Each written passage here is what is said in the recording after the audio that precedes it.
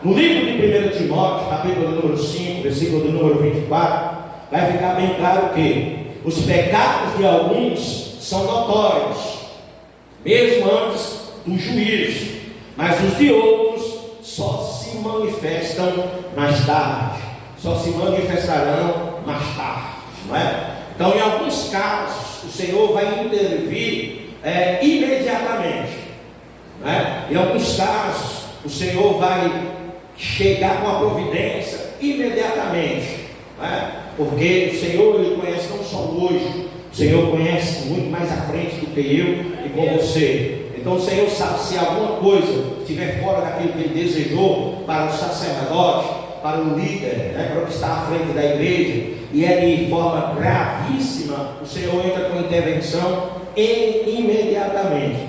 Em alguns casos, o Senhor é benevolente, ou seja, o Senhor dá tempo, o Senhor deixa, para ver se a pessoa consegue entender, né? Para ver se a pessoa consegue captar que ela está errada, que ela não pode agir daquela forma, que ela não deve agir daquela forma, que ela tem que ter temor no seu coração, que ela tem que buscar, voltar no lugar onde caiu, refazer a sua vida, restabelecer o sacerdócio que o Senhor colocou sobre a vida dele, dela, né? Para que não haja justamente uma punição, para que não haja uma maldição, porque na palavra do Senhor diz no livro de Jeremias que malditos são aqueles que fazem a obra do Senhor, não é? Que fazem a obra do Senhor, que igreja? Relaxadamente, não é? A palavra do Senhor diz que todos nós somos instrumentos na mão do Senhor e fomos criados, fomos feitos para algo específico. Nós não fomos criados para sentar-se no banco e ficar apenas ouvindo. É necessário um tempo de ouvir, é necessário um tempo de aprender, é necessário um tempo de tomar papinha, né, na boca, com uma colherzinha, né, pastor Deus? É necessário um tempo que se alguém pegue a mão e diga, vamos aqui dar o primeiro passo, vamos aqui entender as primeiras coisas, vamos por aqui andar por este caminho. É necessário um tempo da orientação, né, pelo sacerdote e da orientação pelo Espírito Santo, dizendo, não faz isso não pode ser feito, né? Toma um posicionamento, toma postura. É necessário, muitas vezes, né, vir algumas batalhas, algumas lutas, para que haja lapidação, para que haja um entendimento do sacerdote, do que o Senhor está desejando para a sua vida. Nós ajudamos isso aqui também. Muitas vezes nós percebemos isso no Velho Testamento, quando o Senhor chamava os profetas, quando o Senhor chamava os sumos, quando o Senhor chamava os sacerdotes, colocava à frente do povo, não só como sacerdote, mas como juiz. Muitas vezes o sacerdote tinha que passar pelo crivo, passar pela necessidade. Falamos daqui, não é? Das vezes que Oséias teve que ir em praça pública, né? Porque a sua esposa estava se prostituindo, sua esposa estava sendo cortejada por outros homens, estava com bebedeira, sentada em mesas, né? Fazendo coisas que não devia, e o Senhor permitia isso para que Oséias entendesse de que o povo estava fazendo a mesma coisa com Deus, o povo estava buscando apenas coisas boas que Deus estava oferecendo para eles, mas quando era para se santificar, quando era para se separar, eles não queriam. Quando sua carne inflamava, aí eles não queriam saber se eles estavam quebrando o laço, se eles estavam quebrando a aliança,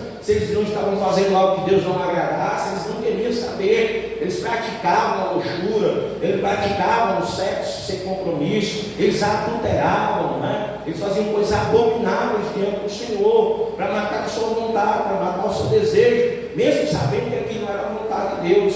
Então Deus permitiu que muitas vezes o sacerdote passasse por algo parecido, para que ele viesse sentir no seu íntimo o que o próprio Deus estava sentindo, tá? Deus, ele sempre se preocupou com essas coisas, para que o ministério, né, pastoral, para que essa função, né, tão específica do sacerdote, o ministério sacerdotal, né, seja de forma clara, seja de forma transparente, porque o que está passando pelo coração do sacerdote, eventualmente é também aquilo que está passando pelo coração de Deus, pela mente de Deus, pelo desejo de Deus, tá bom? Amém?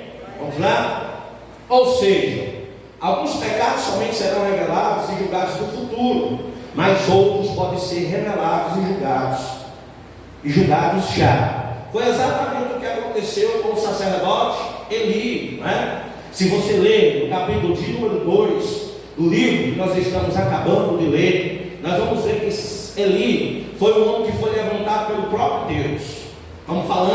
Nós estamos falando de um período teocrático, onde o Deus é o centro, Deus, né, é o governo, Deus é o que pode fazer todas as coisas, e é Deus que determina todas as coisas. Então Eli não tinha sido um homem levantado por Deus, tinha sido um homem escolhido, levantado, separado pelo próprio Senhor, como também toda a sua casa. Mas com o tempo, as atitudes de Eli foram constrangendo o coração do Senhor. Eli foi se corrompendo, Eli foi deixando de fazer, né, cumprir com o seu ministério sacerdotal. Eli foi se corrompendo por causa da vontade dos filhos. Os filhos se constituíam, os filhos faziam coisas erradas, né, com as coisas santas do Senhor. O povo se levantava para reclamar de Eli, o povo se levantava para manifestar a ira, manifestar que não estavam se agradando das coisas que Eli fazia, mas Eli não mudava a sua postura, Eli não mudava o seu comportamento. Eli, né, mesmo Deus sendo benevolente, dando tempo, dando a ele um espaço de tempo para que eles pudessem se consertar, Eli não buscou conserto, né, diante do povo, diante da igreja, diante da sociedade.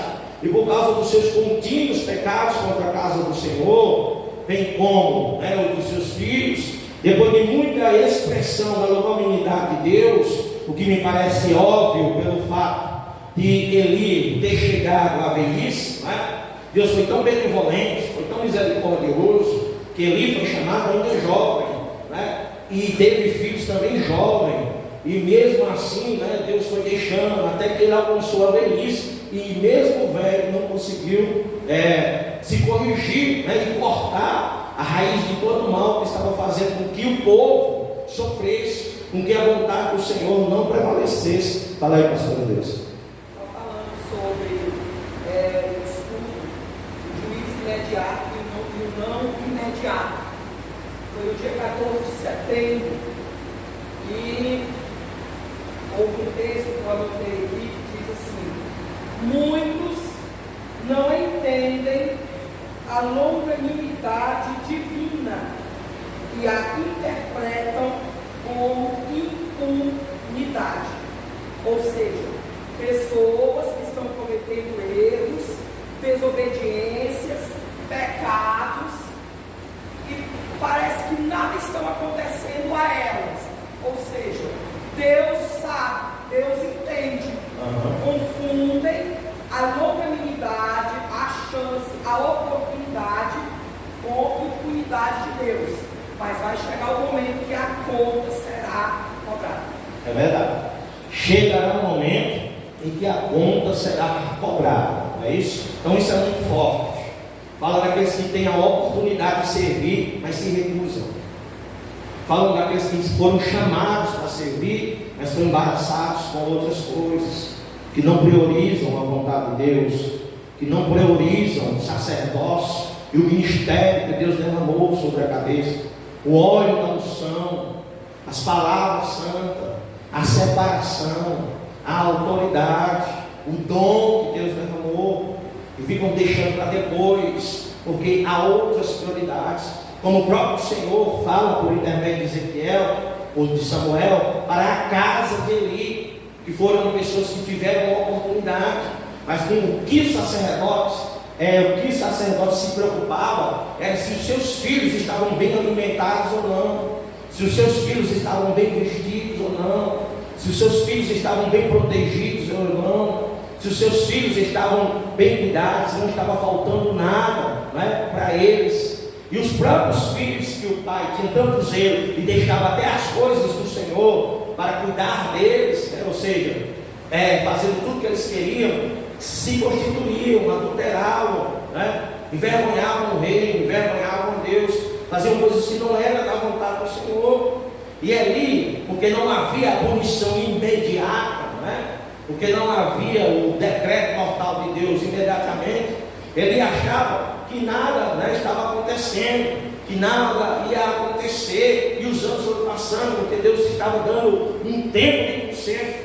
um tempo de que as pessoas pudessem enxergar com os olhos naturais de que o Senhor não estava se agradando, não é? Havia um tempo difícil, alguns já estavam murmurando contra a casa de Eli, contra o sacerdócio, contra o sacerdote, contra o ministério que o próprio Deus estabeleceu na terra. E muitos são os que continuam fazendo até o dia de hoje. Duas coisas que eu percebo nessa passagem, vai casar certinho com o que o Senhor ministrou da outra vez, na mesma passagem, o Senhor falou sobre Ana. E Ana orava ano após ano pedindo um filho. E que Deus tinha cerrado a mara de Ana. E se você observar, fazer uma análise, Penina tinha 10 filhos. Então, pensando que Deus deu mais de 10 anos para ele se confessar e dar o filho para Ana, que seria o próximo sacerdote. Seria o substituto do próprio profeta. O amor de Deus para com o sacerdote, dando um tempo para que ele observasse a própria casa dele e consertasse, mas ainda assim o sacerdote não viu isso. E esse é o grande perigo. Né? Esse é o grande perigo. O que nós vemos hoje, principalmente espalhado pela face da terra, são pessoas que até têm a sua condição. Deus permite que muitas vezes o pecado seja exposto. Mas o que acontece? Mesmo assim, Deus permitindo o pecado ser exposto, essas pessoas ainda assim não buscam correção. Não buscam perdão, a misericórdia do Senhor, porque o Senhor expôs o pecado, o Senhor expôs o mal. O que elas fazem? Abrem outra igreja, porque não podem exercer o ministério que tinha sido dado por Deus. Olha só como a loucura do homem é. Olha só como o diabo cega o homem. Deus dá o ministério, Deus honra, Deus levanta, Deus unge e Deus entrega o povo dele na mão, e dá a igreja, dá a casa. Um período de tempo vai tudo bem, de repente o homem se converte, se corrompe, começa a fazer o que não é da vontade de Deus. Deus, para que o mal seja extirpado, muitas vezes deixa vir à tona, deixa se expor, deixa o escândalo ouvir, Então aquilo que era para dar temor no coração de quem estava, daquele que Deus o colocou, que o próprio Deus o colocou, em vez de dizer no seu coração: opa, Deus viu, Deus expôs, o povo está sabendo, o que é que eu vou fazer? Vou voltar para onde eu caí e me consertar, andar direito, andar nos propósitos. Quem sabe Deus tem misericórdia, quem sabe Deus vai me perdoar, Porque há o tempo de silêncio, há o tempo de necessidade, mas não, o que é que o homem faz? Porque não pode mais estar no lugar que Deus, o próprio Deus, o colocou, porque Deus não vai mais permitir ele abrir um lugar onde ele mesmo se coloca. Foi justamente, pastor, reconhecer as quedas, reconhecer a negligência, reconhecer a desobediência, confessar e voltar ao primeiro amor que fez de Davi um homem segundo o coração de Deus. É verdade.